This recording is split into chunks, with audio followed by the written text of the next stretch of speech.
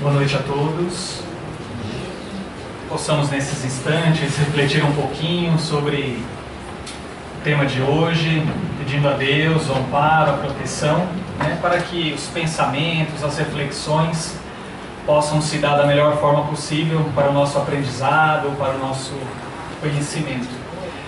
Bom, hoje eu estou substituindo o Maida, ele não pôde vir, então eu sugeri a ele que pudesse estar falando sobre um tema livre e ele me permitiu. Então a gente vai falar um pouquinho aí sobre o tema Por que Adoecemos, Nosso intuito é trazer algumas reflexões, não quero trazer aqui nada novo, espero, acho que todos já têm muito conhecimento, mas é apenas algumas reflexões, que quando nós estamos juntos, isso faz a gente trocar ideias, faz a gente fazer algumas reflexões mais pertinentes, a partir do conhecimento que a gente tem da doutrina espírita e do Evangelho do Cristo, entendendo o que é saúde, entendendo como nós podemos promover saúde, e sobretudo entendendo que cada um de nós somos espíritos, essencialmente, que estamos encarnados. E que a encarnação, ela nos permite e tem por finalidade o nosso aperfeiçoamento, o nosso desenvolvimento, o trabalho, a renovação dos nossos sentimentos, em busca de amor, em busca de felicidade, em busca de sermos mais úteis junto àqueles com os quais convivemos, seja nos nossos ambientes de trabalho, seja na casa espírita, seja no nosso ambiente familiar. E daí eu gostaria de começar e comentar com vocês um pouquinho sobre as bem-aventuranças, que eu acredito que seja um roteiro bem pertinente para que a gente compreenda que os ensinamentos de Jesus são veículos de prevenção e de promoção de saúde. E a gente vai refletir um pouquinho sobre isso. Então, em São Mateus, capítulo 5, versículo de 1 a 10, está lá: vendo aquelas multidões, Jesus subiu a montanha, sentou-se e seus discípulos aproximaram-se dele. Então abriu a boca e lhes ensinava, dizendo: bem-aventurados os pobres de espírito, porque deles é o reino dos céus. Bem-aventurados os que choram, porque serão consolados. Bem-aventurados os mansos, porque herdarão a terra. Bem-aventurados os que têm fome e sede de justiça, porque serão saciados. Bem-aventurados os misericordiosos, porque alcançarão misericórdia. Bem-aventurados os puros de coração, porque verão a Deus. Bem-aventurados os pacificadores, porque serão chamados de filhos de Deus. Bem-aventurados os que são perseguidos por causa da justiça, porque deles é o reino dos céus. Então são ensinamentos, são colocações de Jesus que são profundamente tocantes, não só no nosso coração, mas que precisamos entender um pouquinho, como é que esses ensinamentos, essas bem-aventuranças podem nos auxiliar para que nós tenhamos saúde. Então, e a gente vai comentar sobre algumas dessas bem-aventuranças. Então, quando Jesus diz, bem-aventurados os pobres de espírito, porque deles é o reino dos céus, ele quer nos dizer que felizes aqueles que têm a consciência de sua pobreza espiritual, da sua pequenez espiritual, e que buscam humildemente aquilo que necessitam. De que necessitamos? Esclarecimento. O que mais? Compreensão, amor, boa vontade, exercício. Oi? Iluminação espiritual, vai resultar numa iluminação espiritual. Bem-aventurados os que choram, porque serão consolados. Então, os que choram se encontram envolvidos num processo de crescimento. Aqueles que sofrem, que padecem não só dos males físicos, mas principalmente quando nós estamos dentro de um contexto onde a angústia, onde a tristeza, onde a mágoa, a decepção está prevalecendo, tudo isso, na verdade, é uma grande oportunidade de aprendizado. Uma grande oportunidade para que a gente trabalhe a nossa fé, a nossa espiritualidade. Porque sabemos que estamos submetidos à lei da ação e reação. Sabemos que aquilo que produzimos gera um efeito. Claro que nem todas as circunstâncias é resultado em si de uma ação malévola que tenhamos causado, mas o fato de estarmos neste mundo, ainda em evolução, um processo de transição, faz com que nós ainda vivenciamos algumas situações, sejam elas de violência, de corrupção, enfim, de egoísmo, de orgulho, e que serve de aprendizado para que a gente possa lidar e trabalhar essas questões dentro do nosso íntimo. O consolo se dá através da resignação e da fé no amparo constante do alto e na vida futura.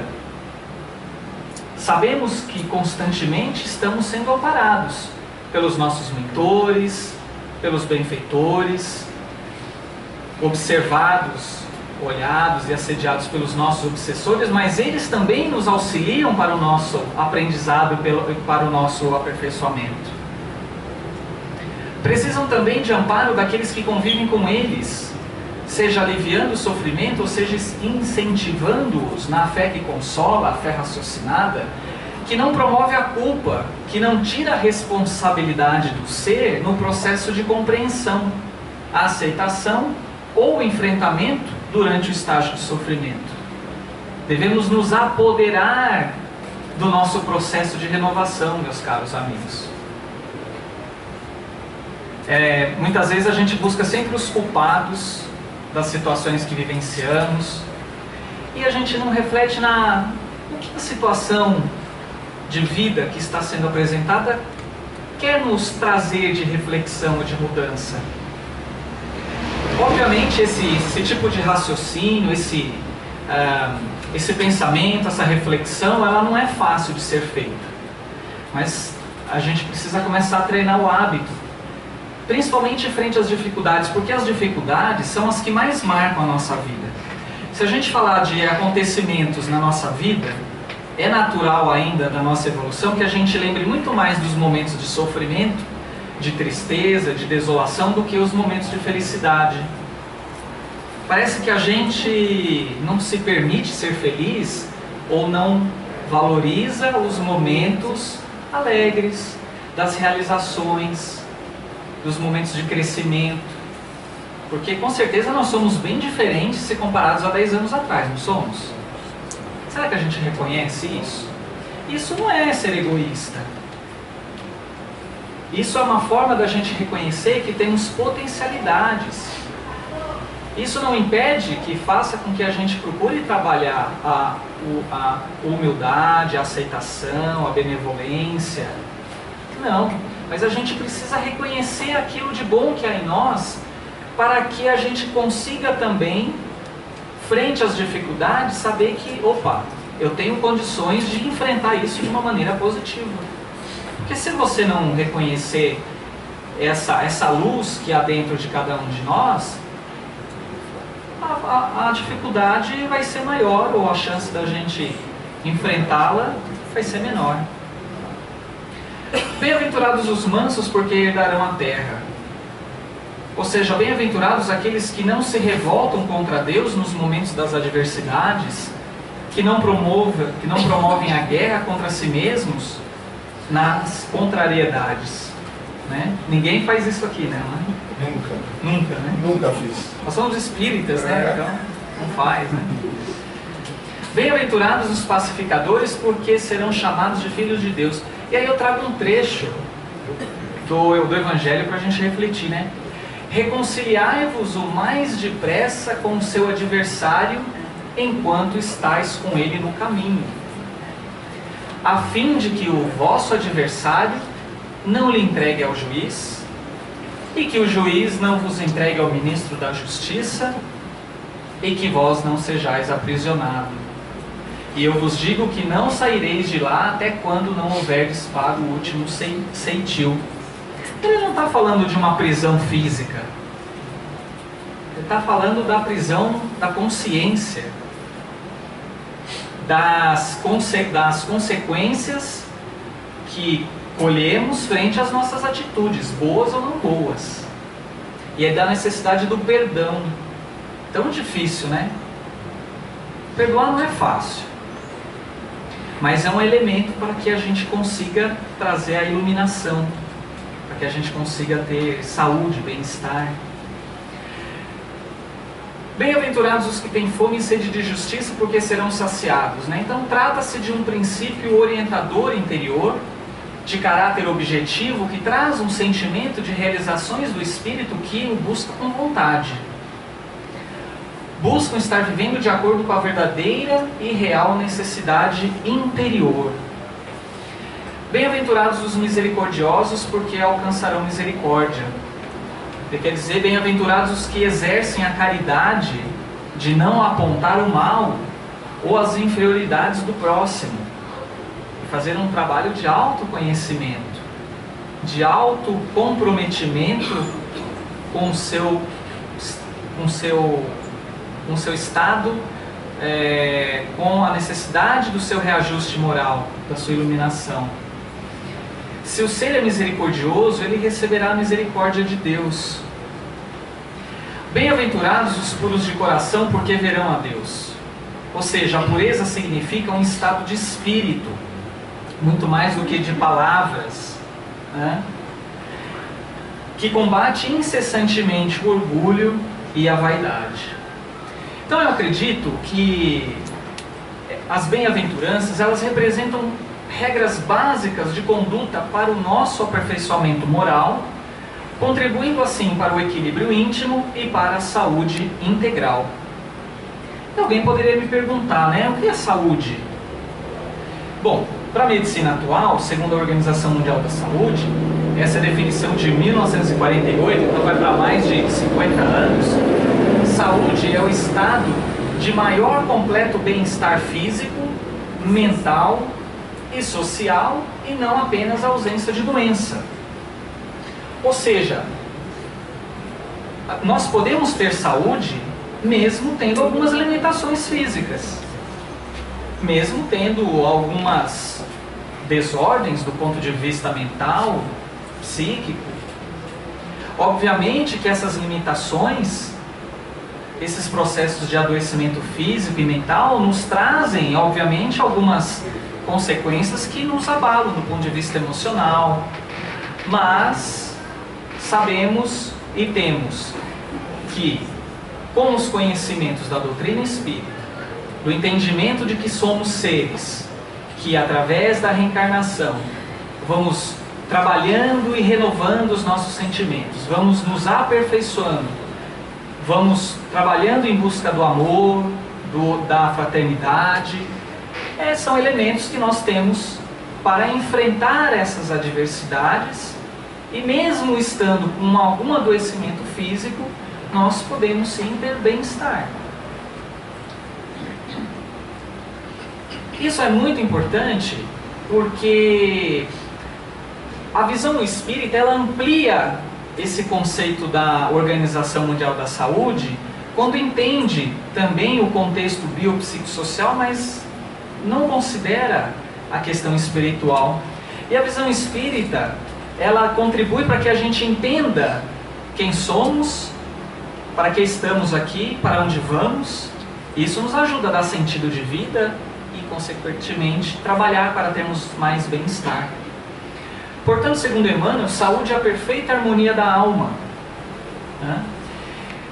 O espírito Joseph Gleber, no livro Alma da Matéria, coloca: saúde é a realização real da conexão criatura-criador.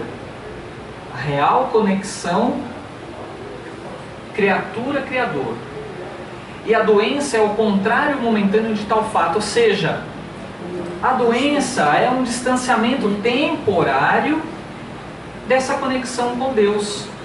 Talvez por infringirmos de alguma forma as suas leis.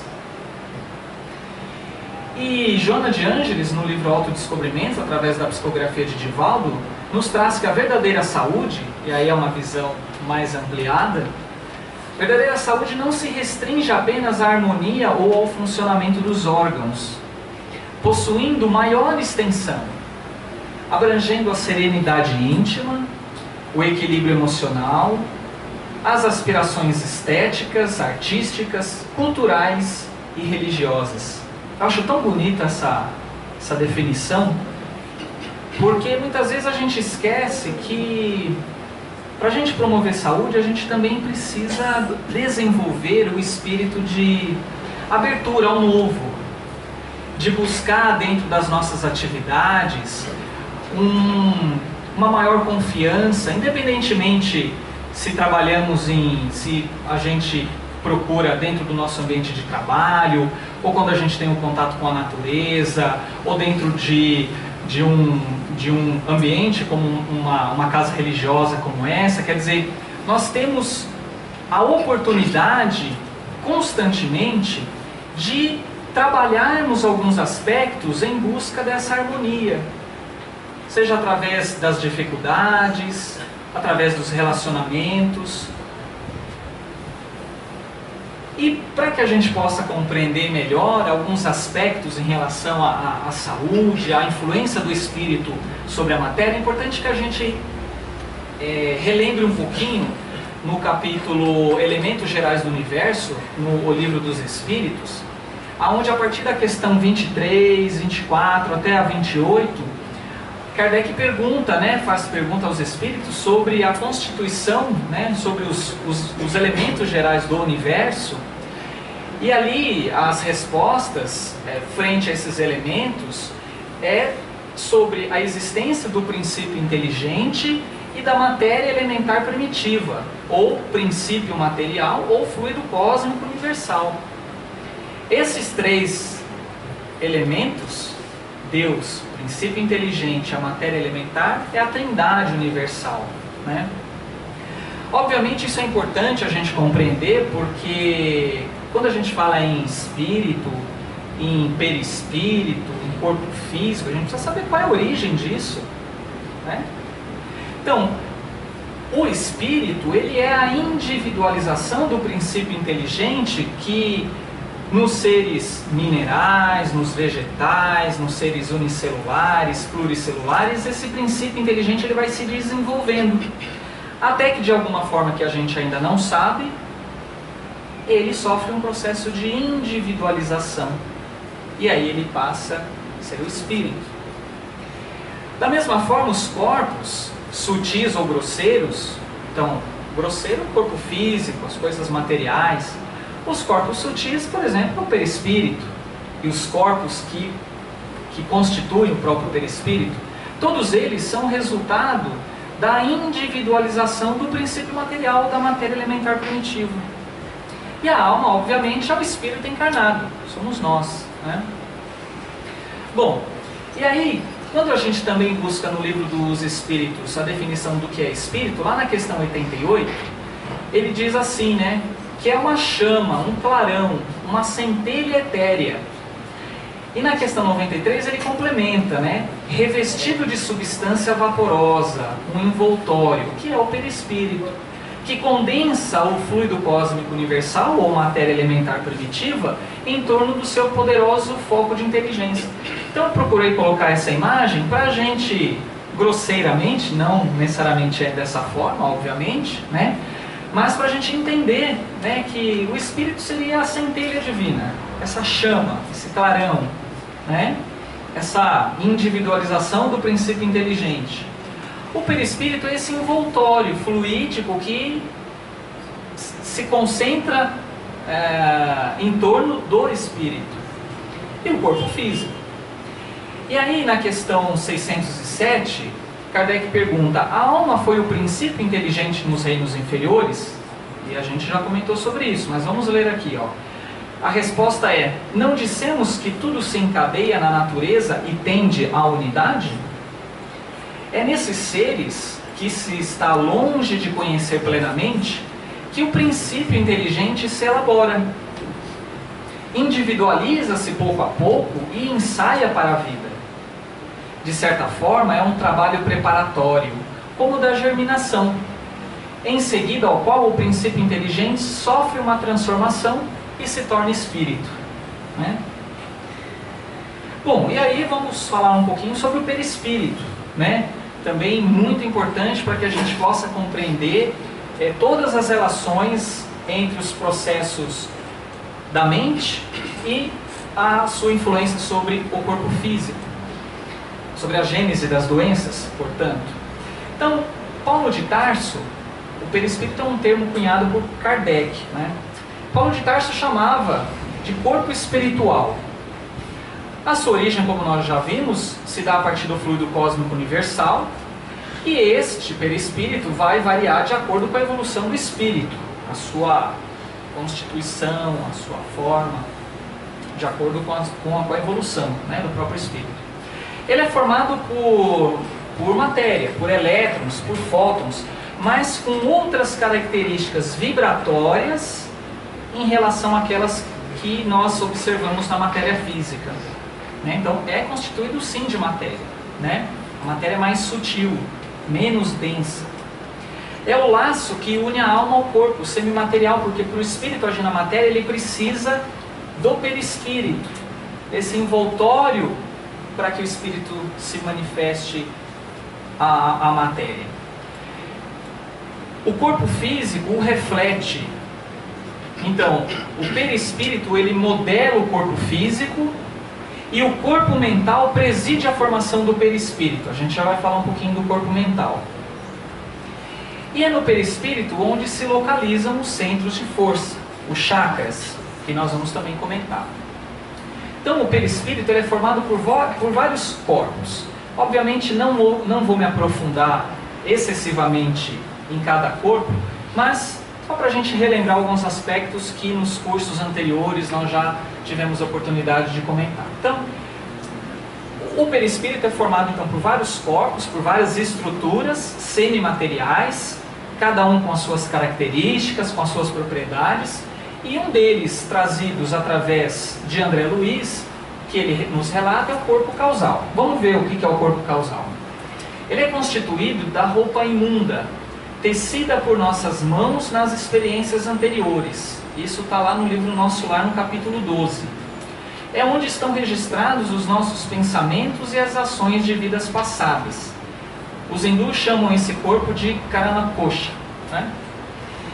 O corpo astral, ele é um outro corpo também que constitui o perispírito, e ele é um corpo mais organizado, que subsiste após a morte física no mundo espiritual, e é formado por substâncias químicas que obedecem a uma escala periódica de elementos, mas numa outra faixa vibratória, num outro rearranjo molecular, atômico, e que se modifica sobre o comando do pensamento. Opa, isso é importante, né? Modifica-se sobre a ação do pensamento. Então, o pensamento modela esse corpo, influencia essa estrutura e encontra-se submetido às leis da gravidade que se encontra.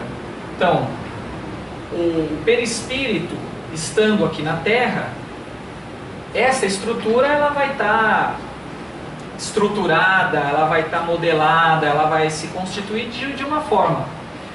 O perispírito estando em outro mundo, o espírito junto com o seu perispírito e estando em outro planeta, ele vai ter uma outra reorganização.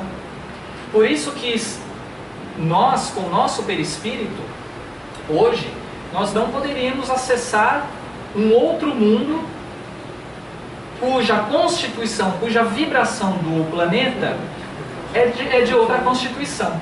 Então a gente precisa se modificar para que a gente possa ascender a outros planos, por exemplo. Olha que bonito isso. O outro corpo é o corpo vital, também chamado de duplo etérico. Ele é o mais grosseiro de todos e tende a desaparecer com a morte física. É o que sustenta o funcionamento das células, que é utilizado na doação magnética, o ectoplasma, e no fenômeno de materialização do espírito. E aqui eu trago a figura da Kate King, né, que é o espírito da Kate King, uma fotografia do William Crookes, lá para cerca do início do século XX, e a Florence Cook é a médium. Então ela fornece seu ectoplasma para que houvesse a materialização do espírito da Kate King. Ele é formado por emanações neuropsíquicas que pertencem ao campo fisiológico e que por isso mesmo não consegue maior afastamento da organização terrestre, destinando-se à desintegração tanto quanto ocorre ao instrumento carnal por ocasião da morte inovadora. Ou seja, a gente não leva o duplo etérico junto com a gente no desencarne. Ele fica aqui no nosso planeta e vai ser usado aí da forma como a gente ainda não conhece muito bem. Bom, deixa eu passar isso aqui. Então, só para a gente continuar aqui um pouquinho, o corpo mental é uma outra estrutura, né, também mais sutil, e é o chamado envoltório sutil da mente, como nos traz André Luiz no Evolução em Dois Mundos, né, no capítulo 2, que dá origem ao perispírito, como já comentamos anteriormente. Ele tem uma função co-criadora, né? A mente elabora as criações que fluem da vontade. Nós já estudamos isso ano passado, né? A questão do pensamento, que está condicionado à vontade, correto? Apropriando-se dos elementos que o circundam, ou seja, do plasma divino, do fluido cósmico universal. E o centro coronário, que é um chakra, um centro de força, incumbe-se automaticamente de fixar a natureza da responsabilidade que lhes diga respeito, né? Marcando no próprio ser as consequências felizes ou infelizes da sua movimentação consciencial no campo do destino. Ou seja, é no corpo mental que se reveste, é o envoltório sutil da mente, que é responsável pela produção dos pensamentos, vamos dizer assim, pela sua formação, pela sua emissão, né? E que obviamente ele depende do plasma divino para dar força a esse pensamento, a dar constituição, né? Bom, e aí nós temos os chakras, né? Então os chakras são também chamados aí de centros de força eletromagnética.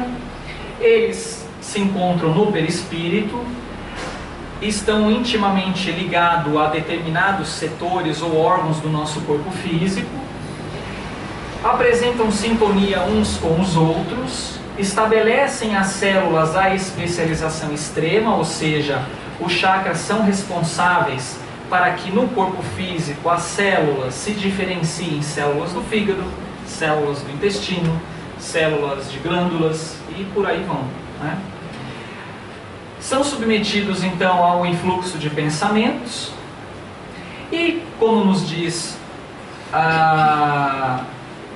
os Espíritos no livro Entre a Terra e o Céu, no capítulo 20, tal seja a viciação do pensamento, tal será a desarmonia no centro de força. Então o centro de força ele sofre a ação do pensamento, que reage em nosso corpo a essa ou aquela classe de influxos mentais.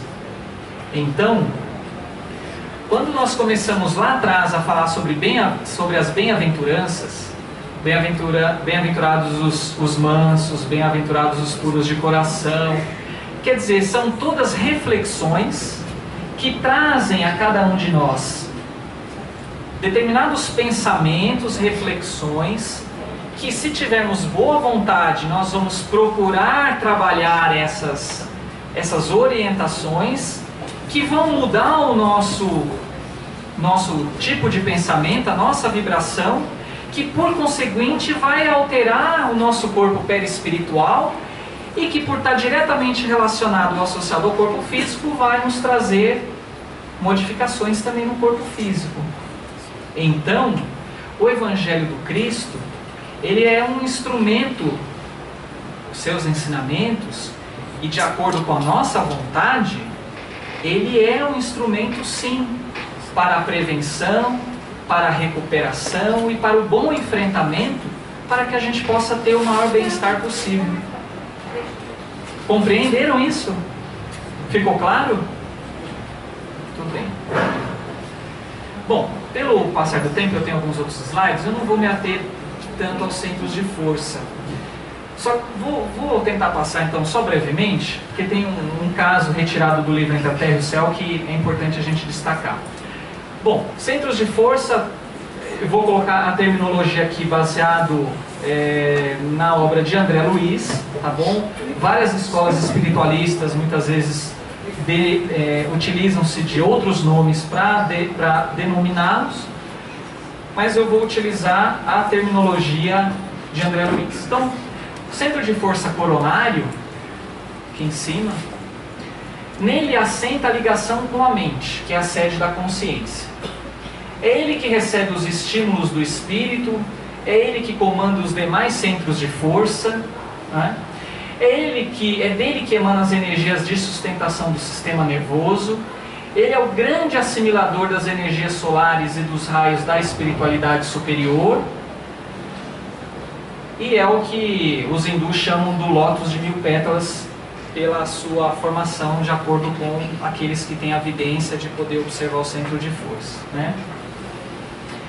O outro centro é o centro cerebral. Então, o coronário é o mais importante, é o que comanda de certa forma os outros centros, é o que repassa esses fluidos que são recebidos do plano maior.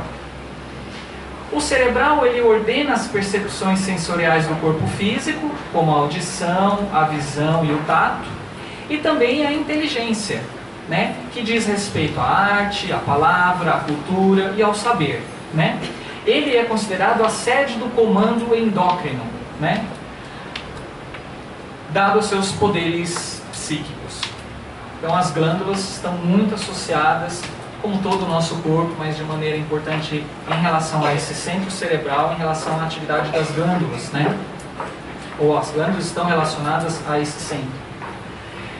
O outro centro de força é o laríngeo, que comanda os fenômenos vocais, o timo, que é uma glândula, que ao longo da nossa vida no jovem ele se localiza mais ou menos nessa região do tórax. Então nas pessoas mais jovens ele é mais desenvolvido e conforme a gente vai envelhecendo ele vai regredindo. A tireoide, que são as glândulas que se localizam nessa região do pescoço, e as paratireoides que se localizam lá atrás. Glândulas muito importantes no nosso organismo. Acho que o senhor tem uma pergunta para fazer. O senhor é médico, não é isso? Sim. Agora, o senhor já observou quantos pormenores a gente tem que decorar o significado? E, por acaso, todos esses pormenores vêm do perispírito que gradativamente, através das reencarnações, ele vai melhorando, vai iluminando, vai compreendendo e nessas alturas, então, nós teremos mais saúde, mais paz. E também tudo está ligado ao Evangelho do Cristo. O senhor vê quanta coisa tem para nós. Para a gente aprender, né? Tem muita coisa, meu filho, não é brincadeira. Aprender e colocar em prática, né? Exatamente. Mas isso é tão difícil. Por exemplo, para quem estuda física, biologia, porque os médicos são obrigados a conhecer todos esses pormenores. Psicologia, tudo isso não se torna difícil. Mas a gente, eu por exemplo, eu fui mecânico, trabalhei 40 anos na mecânica, estudei desenho técnico, tudo, desenvolvia trabalhos na confecção de molde, matriz, mas essa tecnologia aí, isso é muito avançado. Então a gente tem que ter tempo para poder estudar e depois raciocinar e aplicar tudo, né? O nosso intuito aqui é justamente tentar trazer uma reflexão breve e um conhecimento dentro das nossas capacidades e dentro das nossas possibilidades de compreensão para que a gente possa entender um pouquinho melhor todas essas nuances que tem muitos detalhes, né? As obras de André Luiz... É molde e matriz, olha. Molde e matriz, né? Nós fazemos mais do que nós. Doutor, as obras de André Luiz é o que mais ilumina nós, porque o Emmanuel, ele é mais como filosófico. Agora, o André Luiz, ele explica sobre as conexões de tudo que estão ligadas. Faz um aprofundamento, né? É verdade, com certeza. Bom, nós temos o centro de força cardíaco, que sustenta os serviços da emoção e do equilíbrio geral.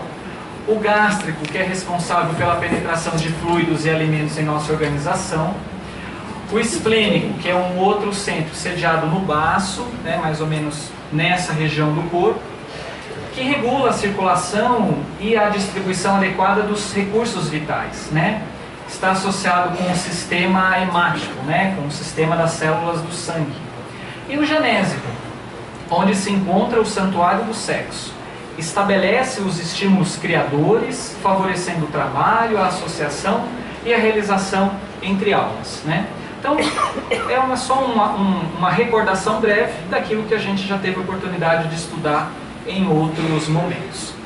E aqui, só para exemplificar a importância do entendimento dos centros de força, do entendimento disso que o senhor comentava anteriormente, da questão das reencarnações, do papel das nossas atitudes, dos nossos pensamentos.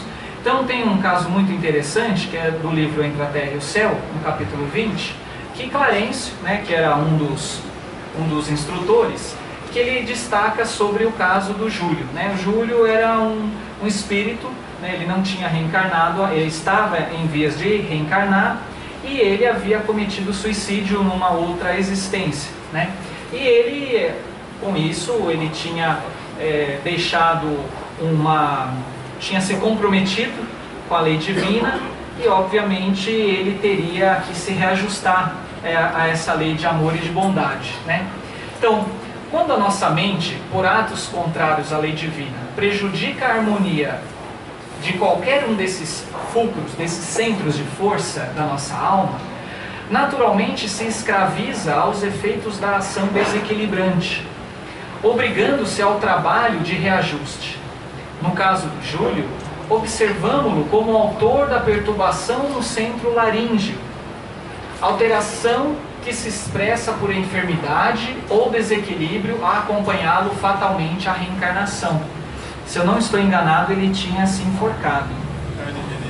Tomou veneno. Ele tomou veneno, né? Morreu afogado. Isso. Ele tomou veneno e aí ele acabou morrendo afogado. Bom, e aí a pergunta é como é que ele vai sanar essa deficiência, né?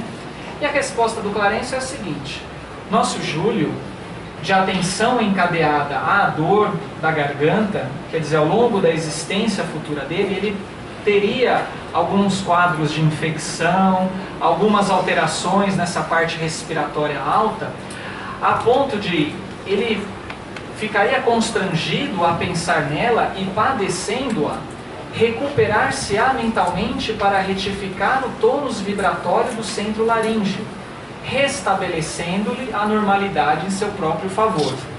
Veja que aqui nós não queremos generalizar esse caso, essas alterações, para outras doenças ou outras situações. Estamos falando do caso especial do Júlio.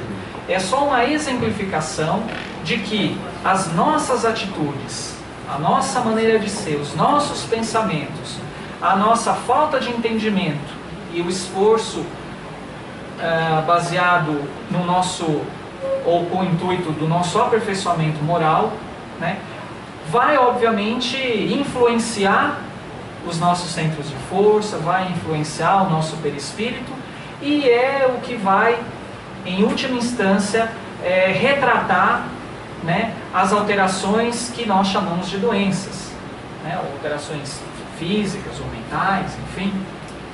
Júlio, então, renascerá num equipamento fisiológico para reajuste, para oportunidade de crescimento, de renovação íntima, de entendimento da lei de Deus, de amor, da aceitação, da resignação, né? Enfim, vários fatores, e que, de algum modo, lhe retratará a região lesada que nos reportamos.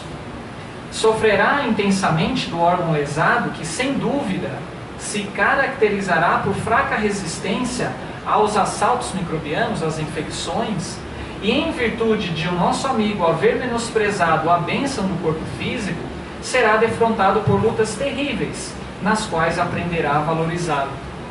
E isso não exime nós de entender, de procurarmos refletir sobre o papel que todos aqueles que acompanharão Júlio na encarnação, os pais, aqueles que vão cuidar dele, né? Os profissionais de saúde, enfim.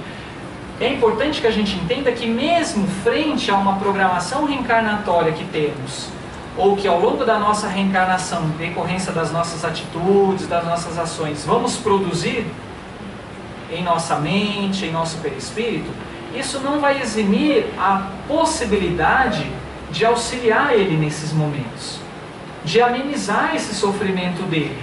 Como? Trabalhando a paciência, estando junto, controlando as dores, tendo atendimento humanizado para com ele. Olha só as consequências e os aprendizados que todos aqueles que, se tiverem essa abertura de espírito e a boa vontade, poderão também auxiliá-lo muito nisso, né? Bom, e aí a gente chega na parte do autocuidado, né, em relação ao nosso corpo físico.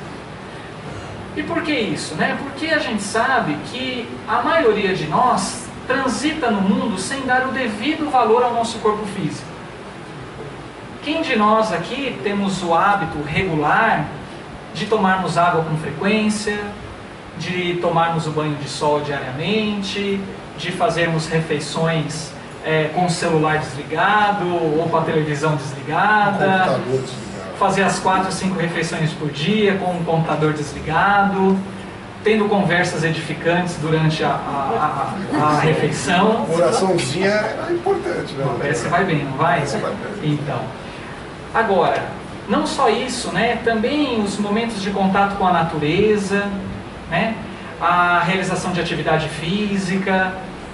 Obviamente é importante que a gente faça as vibrações, a prece, faça o uso da água fluidificada, mas muitas vezes a gente esquece também do autocuidado. E é importante que a gente destaque isso. E isso não sou eu que estou dizendo, está lá no Evangelho. Amai, pois, vossa alma, mas cuidai também do corpo, porque ele é instrumento da alma. É com ele que temos que desenvolver as nossas capacidades, as nossas potencialidades, e desconhecer as necessidades que são indicadas pela própria natureza é desconhecer a lei de Deus. Então também faz parte nós procurarmos ter boas práticas de autocuidado no nosso dia a dia, porque o corpo é um instrumento da alma. Para que a gente continue cumprindo com as nossas responsabilidades, com os nossos compromissos, a gente também precisa cuidar do nosso corpo físico. E aí eu trouxe a imagem aqui, não está muito legal, mas é uma frase do Shakespeare, né? O meu corpo é um jardim, a minha vontade o seu jardineiro. Olha que bonito, né? Quer dizer que nós podemos ou deixar o nosso jardim assim, feinho, né? Meio capenga, sem dar aquela boa parada, ou a gente pode fazer com que o nosso corpo físico e a nossa alma possa ser tão belo como essa imagem, onde nós procuramos trabalhar esse autocuidado. Então é importante que a gente destaque aqui, e a gente traz o trecho do livro Pensamento e Vida, de que o nosso pensamento cria a vida que procuramos, né? E aí a gente deve fazer a pergunta: que vida que nós estamos procurando para nós? Só pelos seus pensamentos a gente vê. É uma maneira, é o autoconhecimento, não é? Muito bem. E através do reflexo de nós mesmos, até que nos identifiquemos um dia, no curso dos milênios, com a sabedoria infinita e com o infinito amor que constitui o pensamento e a vida de nosso Pai. Ou seja, um dos nossos compromissos, né, das nossas oportunidades de evolução, é justamente a gente sintonizar cada vez mais com o pensamento de Deus, agradecendo a Ele pela oportunidade da reencarnação, agradecendo e vivenciando da melhor forma as situações do nosso dia a dia, das situações familiares, que muitas vezes são muito difíceis, os conflitos, as situações que não só trazemos dessa vida, mas de outras, e que somos defrontados para que a gente aprenda a exercer o amor, o perdão, né? Mas nós temos o quê? A palavra, o exemplo e os ensinamentos do Cristo, que deve servir não só como conforto, mas como oportunidade de esclarecimento adequado, para que a gente saiba que todos os instantes, todos os momentos alegres ou infelizes, são oportunidades de aprendizado, e que nós não estamos abandonados, que a nossa melhora, o nosso bem-estar, a nossa saúde integral, ela perpassa pela nossa vontade, pela nossa mudança de pensamento, pela nossa sintonia com as leis de Deus. Por isso que Paulo dizia, né? Pensai nas coisas que são de cima, porque é dessa forma que a gente vai sintonizar e vai adquirir uma sabedoria maior, que a gente vai trabalhar esse sentimento do amor, se apoderar mais dele. E aí, se alguém me perguntasse, como é que a gente pode conseguir essa harmonização com Deus, com essa sabedoria infinita, com esse amor divino, né? Talvez eu, em alguns breves itens, talvez eu diria que através do trabalho, porque a fé sem obras é morta. Não adianta a gente vir à casa espírita, não adianta a gente fazer oração, fazer vibração, ajuda. Mas somente isso, se a gente não tiver um esforço de mudança das nossas atitudes no dia a dia, obviamente isso vai atrasar um pouco o nosso desenvolvimento. E aí eu lembro da Madre Teresa de Calcutá, né, que ela dizia: as mãos que ajudam são mais sagradas do que os lábios que rezam. E a gente pode ajudar aqui, não é com a caridade material, mas é sobretudo com a caridade moral, através do perdão, da resignação, da benevolência. Conhecimento, a gente precisa se conhecer, a gente precisa entender as leis de Deus, a gente precisa entender como é que o pensamento influencia. Será que eu posso conversar com as minhas células do corpo para ter bem-estar? E a gente vai ver, em termos até de ciência atual, de que os pensamentos influenciam as células. Tem estudos mostrando, né, que isso é possível. E a vivência íntima, através do amor, né? Portanto, como nos diz Emmanuel, através de Chico, né, na vida não vale tanto o que temos, nem tanto importa o que somos. Vale o que realizamos com aquilo que possuímos e, acima de tudo, importa o que fazemos de nós. Lindo, né? Que a gente possa ter boa vontade, disposição para a gente fazer esse trabalho íntimo de autoconhecimento, de trabalho no bem e de vivência no amor. Porque com certeza Jesus é o caminho mais seguro. Ele é o caminho, a verdade e a vida. E a gente precisa confiar mais nele. Entregar as nossas tarefas, entregar as nossas vidas, para que ele possa conduzir, mas que a gente entenda que nós somos corresponsáveis. E que depende de nós, se nós estamos vivenciando alguma situação que nos traz algum dissabor, que depende de nós também contribuir um pouquinho para que a gente possa mudar aquela situação. Então, saúde é um objetivo maior do homem. Para a gente concluir, a saúde é um dos objetivos maiores do homem, né, a se confundir com a própria felicidade. Existem estágios ou etapas de saúde que condizem com o processo evolutivo de cada um. Às vezes a gente entende a doença como algo ruim, e não é ruim. Ela traz desconforto, ela pode trazer dor, mas ela é oportunidade de aprendizado, de renovação. O que não nos impede da certeza de que ainda somos enfermos ou ignorantes. Somos sim ignorantes. Precisamos ainda da dor para aprender, para evoluir. A doença não é a perda da compreensão da verdade. É a rebeldia de não vivê-la ou de querer ignorá-la.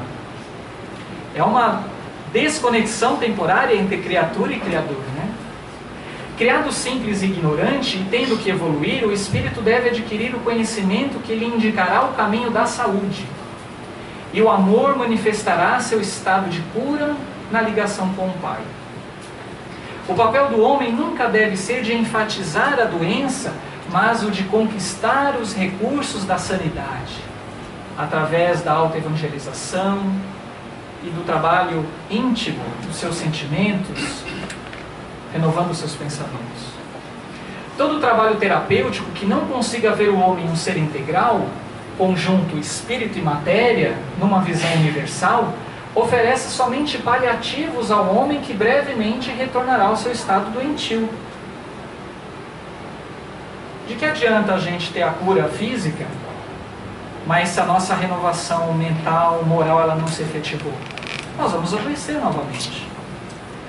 Sendo toda doença de cunho eminentemente espiritual, há e deve sempre haver um tratamento nesse sentido, para a fixação dos recursos oferecidos em outras áreas de tratamento. Então, a importância das terapias vibracionais, como o passe, como tantas outras. O processo obsessivo não é, na realidade, uma doença. Não é um mal. É simplesmente o reflexo de mentes doentias que se unem, que se comprometem, ou se comprometeram. E ele não é a causa, é efeito de um mal anterior, que também precisa ser trabalhado e que depende também da nossa renovação, para que a gente possa resolver esse processo obsessivo. Essas são palavras não minhas, mas do espírito Joseph Kleber, no capítulo 5, nesse livro O Homem Sadio. Então a gente gostaria de agradecer a Deus e aproveitar esses instantes finais e convidar todos a fechar os olhos, serenar os nossos pensamentos, conectando o nosso pensamento a Jesus, aos nossos mentores, às equipes de saúde espiritual que aqui se encontram, pedindo que nesses instantes, cada um de nós possa receber do alto, nesses momentos, toda a energia necessária para o nosso refazimento mental, refazimento psíquico, para o bem-estar físico.